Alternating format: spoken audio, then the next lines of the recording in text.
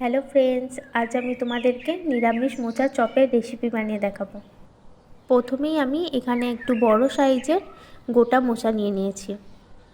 এবার আমি মোচা থেকে মোচার ফুলগুলি সব ছাড়িয়ে নেব। এবার আমি মোচাগুলিকে ভালোভাবে বেছে নিয়ে কেটে একটি জায়গায় রেখে দিয়েছি। এখানে মোচাটি আমি আগেই সিদ্ধ করে রেখে দিয়েছিলাম। এবার আমি মোচার মধ্যে হাফ সিদ্ধ করা একটা আলু নিয়ে নেব।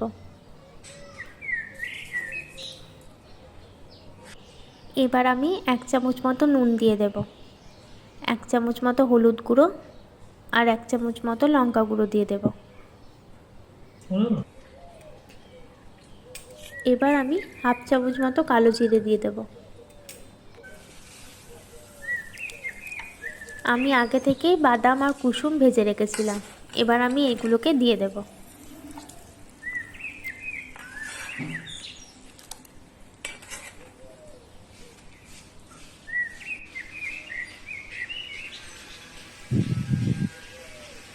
এবার আমি 2 চামচ মতো বেসন দিয়ে দেব।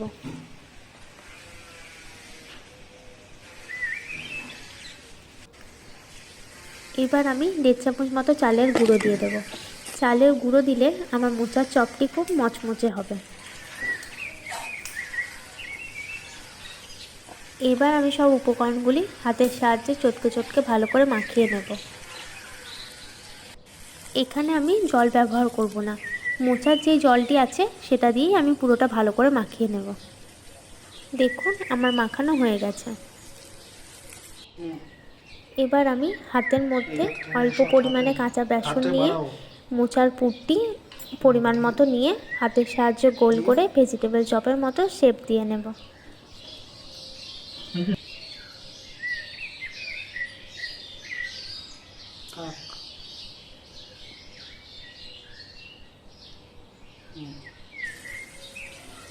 এভাবেই আমি সবগুলি চপ বানিয়ে নেব।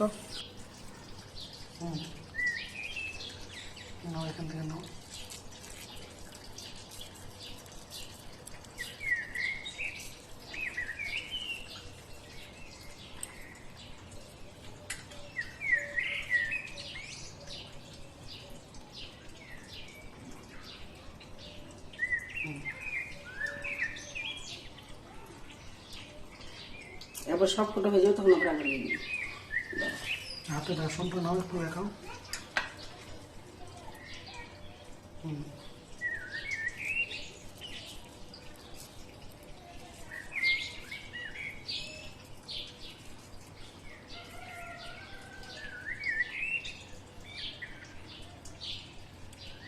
ঠিক আছে, আমার সবকটি ভেজিটেবল তৈরি করা হয়ে গেছে। এবার আমি এগুলোকে ছেঁকে নেব। এবার আমি একটা বাটি নিয়ে তার মধ্যে 2 চামচ মতো বেসন নিয়ে নেব।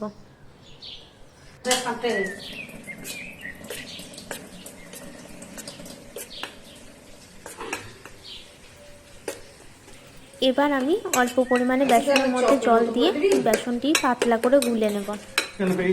কি বলবেন? হাতে যে শ্বশুর বললেন রে, সব কটাই তো ছোট।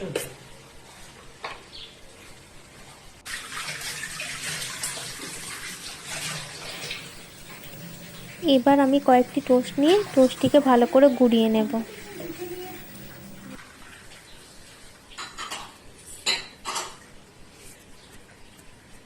সব করে নিয়ে দেখি রে তেল কিনে আনবি।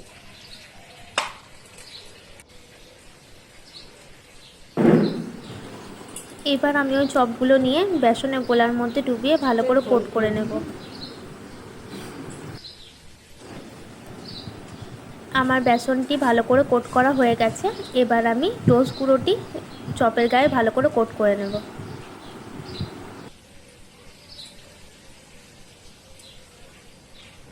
এবার আমি গ্যাসের ওপর কড়াই বসিয়ে কড়াই পরিমাণ মতো তেল দিয়ে দেব। যে তেলটি গরম হয়ে এলে আমি চপগুলো একে একে সব দিয়ে দেব।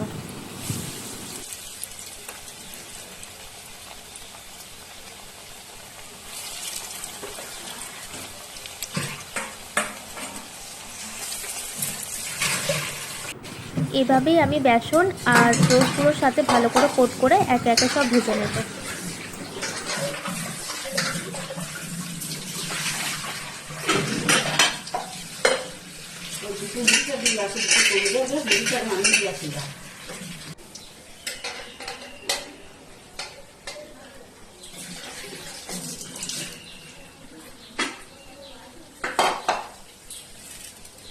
উল্টা উল্টা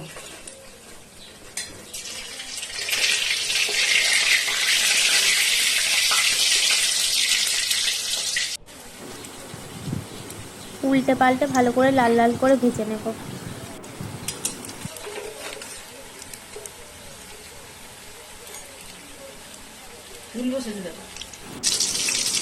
এগুলো আমার ভাজা হয়ে গেছে, এবার আমি তুলে নেব।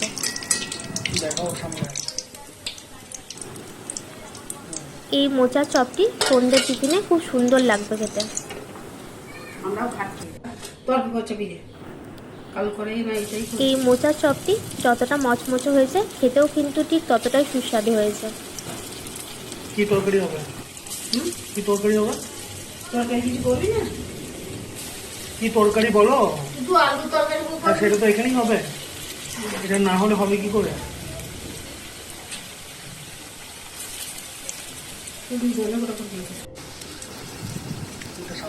আমার সবগুলি চপ ভাজা হয়ে গেছে।